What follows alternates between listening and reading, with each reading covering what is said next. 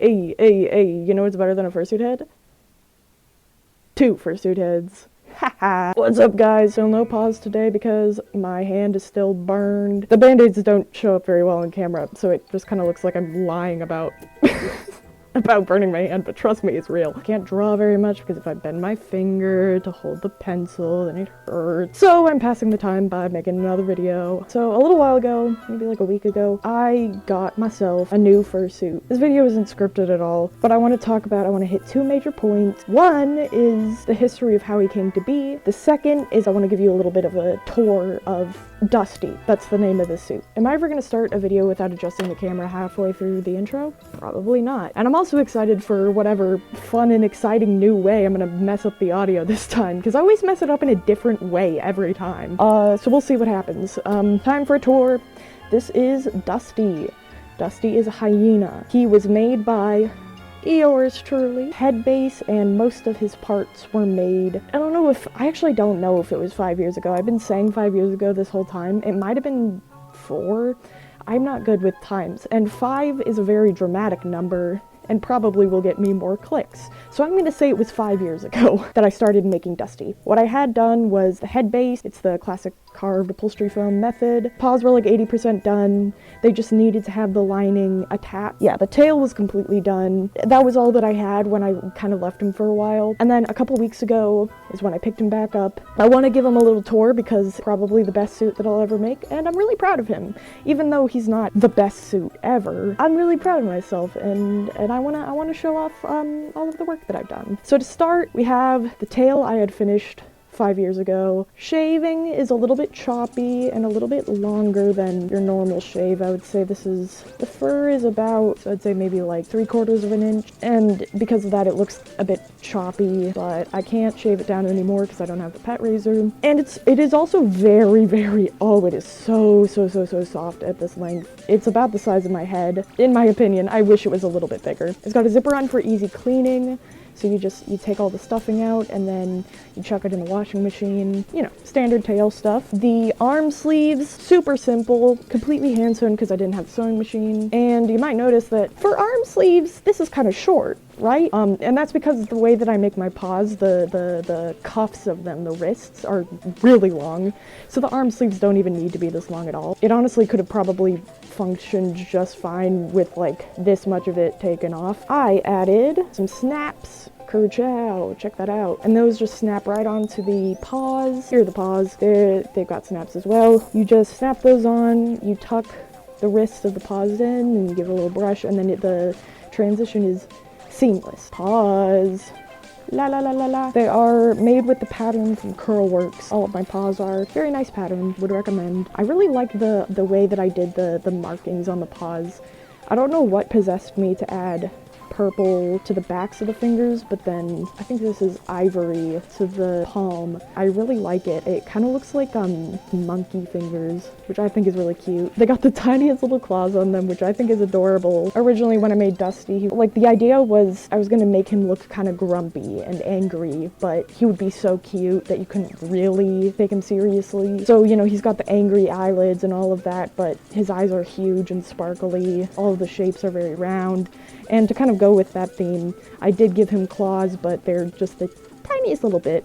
I'm working on adding finger escape to the paws. The other paw, where is the other paw? Other paw, there you are. The other paw is still in the process of adding those, so it just looks like he has holes in his hands. I'm going to fix that, don't worry. I'm gonna add a little fabric to cover over it. The paws are fully lined. I'm really proud of the way that I line paws. I think it's just such a seamless finish. Well, I mean, it's not seamless. You can see there's a hand sewn seam right there, but I'm not magic. I can't not do that unless I had a sewing machine, which I don't. So they got that, they got the snap, finger escapes, and similar to the tail, the paws are able to be unstuffed, which this is my first time ever trying, because I've always had this idea in my head of how I would make unstuffable and reversible paws for easy cleaning, but I never executed it until now. It's not the cleanest job, but it's got a little bit of Velcro on the inside of the lining. You can just reach in there, pull all of the stuffing out. I'm sure other makers do like very similar things.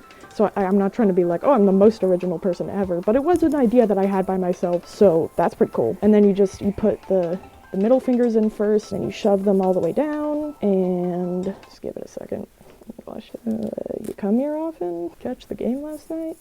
This takes forever with every paw. Don't worry about it.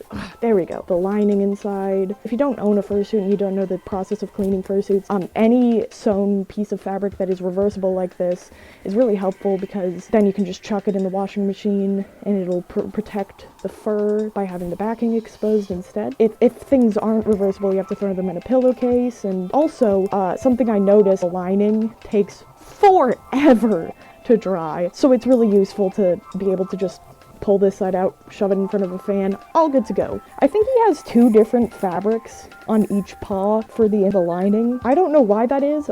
Ask Kiwi from 5 years ago. There's an arm sleeve. I sweat so much that the sweat makes it cling to my arm, so it's fine. If you're squeamish about double jointedness and weird bone things, close your eyes for a second. I'll tell you when you can open them. I'm so double jointed that even in my arm sleeves, you can see, yeah.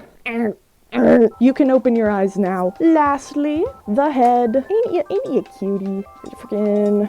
Oh, wiggle, wiggle, wiggle, wiggle. He has a couple things about him that I'm going to change. One of them is his ears need just a little bit more stuffing at the top. I'm still figuring out exactly how I want to... Like, they sit just fine right now, but as time goes on and as he ages a little bit, I anticipate that his ears are going to start to go like that. I'm going to have to do something to reinforce them, but it was just a quick fix, and I'm not worried about it. He's got a little removable, check it out, a little removable mohawk. Ain't that cute? I made it removable with magnet because I really want to like make him a bunch of little hats. I don't know if I'll ever get around to that, but it's just nice to have the option. Oh, he also oh my god, Samson, you scared the shit out of me. Please don't sit in front of the... Oh, hi, you want to be in a video? Sammy's gonna be really upset that I'm ignoring him. He's got a magnet here, and then 2 on either side of his cheek.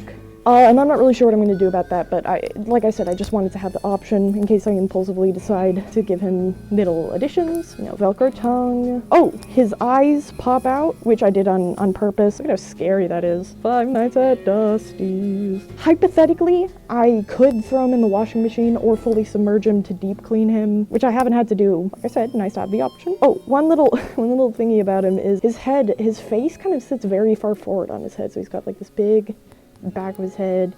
Everything's very close to the front. Usually the neck would probably start around here, but it's all the way back here, which I was like, oh, that kind of sucks. I should fix that. But then I thought about how hyenas look in real life, and they kind of have that sort of posture. And so it kind of grew on me, and I sort of really like it. If that's not your favorite, that's fine. Let's see. He's fully lined on the inside, as I said. Check it out, fully lined. And that's pretty much a full little tour of him. I think this should work. Here's Dusty. Where's his hair? He's bald! He's bald and he's torturing people who have hair! This time, we should be starting again. Okay, so, history lesson. If you used to watch my videos a long time ago, you might have actually seen him in the background of one of them. I think it might have been Ari's unboxing, actually. Oh, shoot, if it was, then that would make it 4 years ago. Oh, well, I lied to you guys. Never trust anything anyone says online. You might have seen him in the background. That was back when I used to make pre-made fursuit mini partials that I would sell. I believe I made 3 of these. This was going to be my 4th to sell, along with a couple other random miscellaneous parts. Way back in the day, that used to be kind of my place in the fandom. I was a fursuit maker. A very amateur one, because I was like 12, but I used to make fursuits. And it was my dream to become a fursuit maker. And I was in contact with Sky from Sky High Studios, who made Ari. When I commissioned Sky, I also made a mini partial of her character Symphony, and in return, Sky gave me a lot of advice for how to improve my fursuit making. I believe Symphony was the second to last fursuit I made, and then Dusty was the last. So you can see how much that advice helped me improve. So Dusty was intended to be a mini partial. I believe I finished his tail. 80% of the hand paw. Oh my god. Stop it. I literally turned off reactions. How did that even happen? I believe I finished his tail, like 80% of the hand paws. Like the lining just needed to be sewn in and they needed to be stuffed, but head base was entirely sculpted. It just needed fur and like finishing details. That was where I left it for 5 years. There are 2 questions that probably nobody is asking, but are important to the story. 1, why did you not finish him? And 2, now that he's done, why didn't you sell him? And they're both answered by one simple, easy answer. I stand by the fact that it is easy and fun to make fursuits.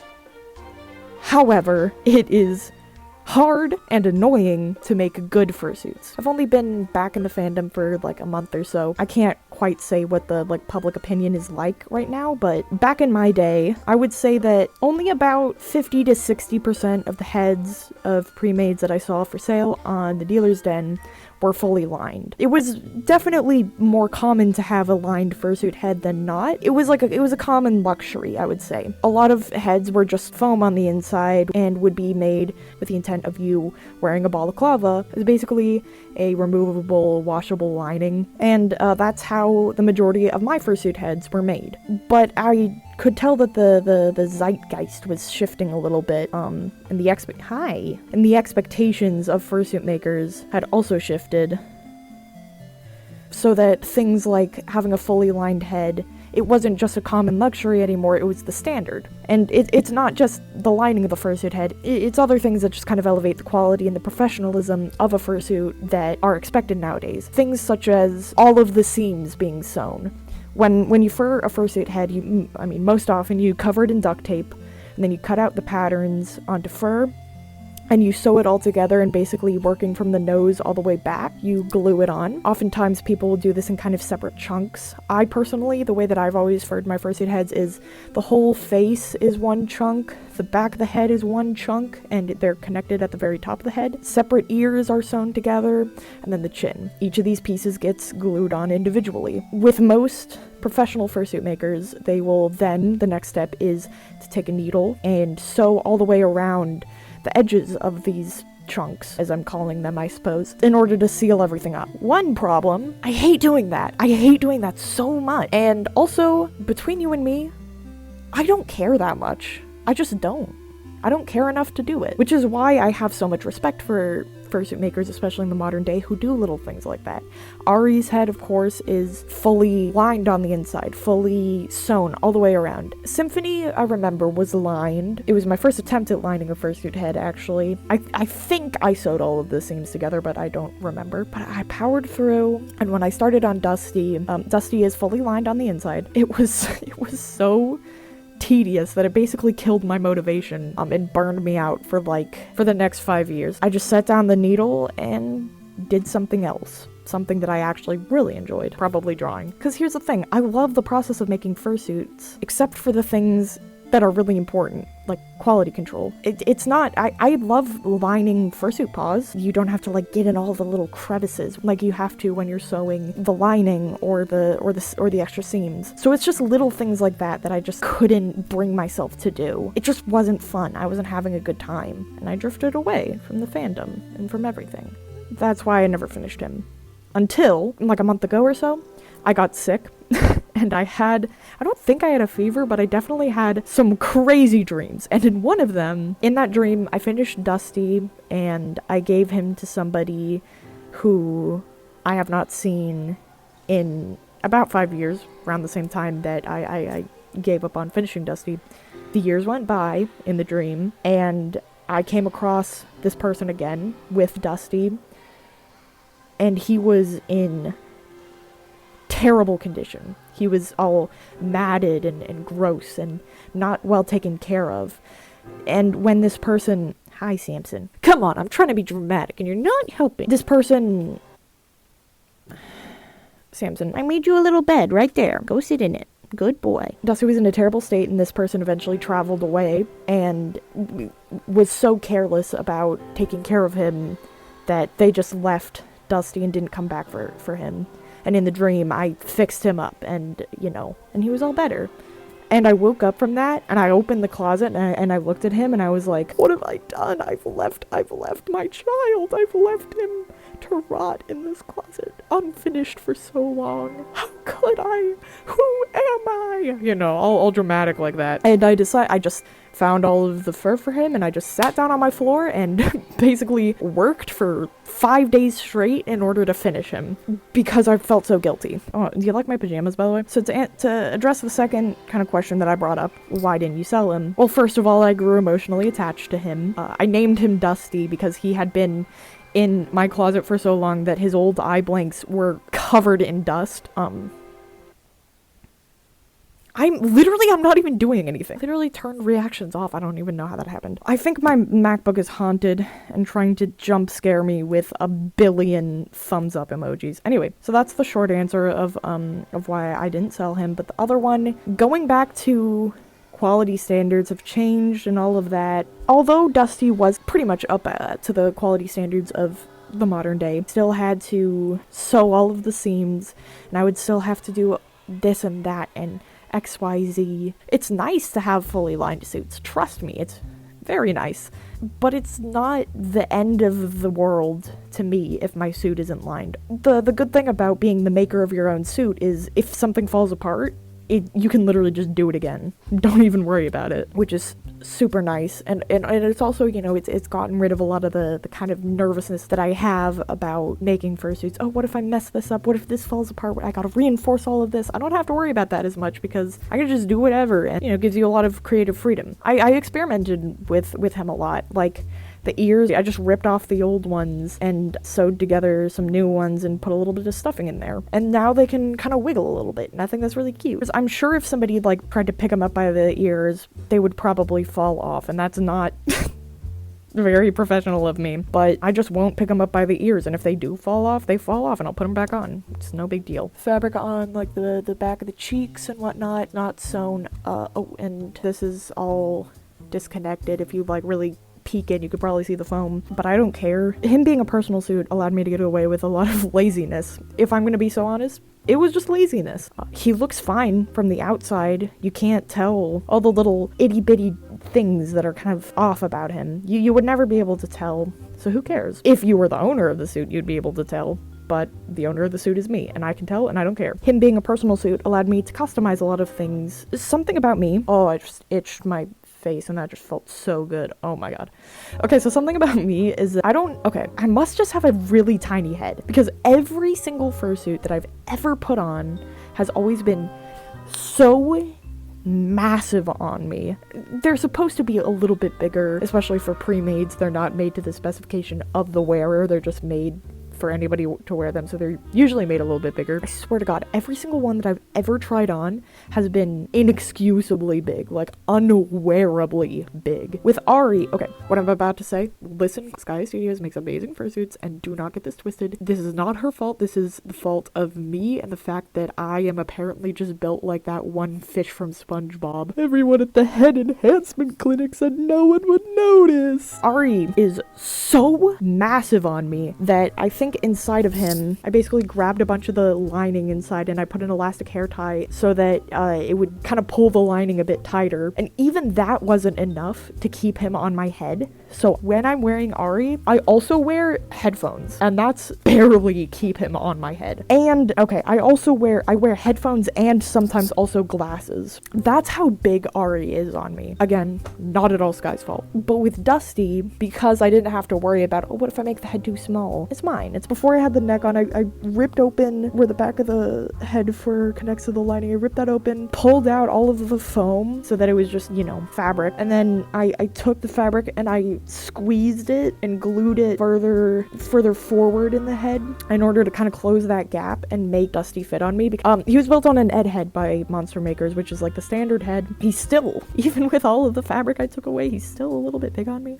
I sewed the lining to the neck so that it's all just one seamless thing. I left a little gap in the back so that I can literally just shove foam or stuffing up there or something, which can tighten it even further, therefore make him fit a little bit better. I'm also intending on adding little elastic loops to the inside in order to hold the, what are these called? Arms of my glasses to the inside of the head, so I don't have to like play around with it in order to get it to sit right. By doing this, now Dusty wouldn't fit everybody. He pretty much only fits me. Also, I changed the expression. If you remember, he had the kind of angry eyelid. I changed the expression because I just wanted to have kind of a cuter little, like, little guy to play and to act in. I'm not really as good as at acting angry. His face pattern was originally different, but I gave him this kind of pattern with these little eyebrow things and these little cheek spots, which I think kind of make him look a little bit like a sad clown, which is really cute. The little eyebrow things I actually took inspiration from. I was watching Edward Scissorhands and I was looking at the makeup on Edward. That's where I got the inspiration from. The character that I'm intending to play in him, it's very similar to the way that I portrayed Tobias Ragg when I was in Sweeney Todd. A lore drop right there for you. I was Tobias Ragg. Remembered I have to run an errand, and God, I hope it isn't too late. We'll see. See you later.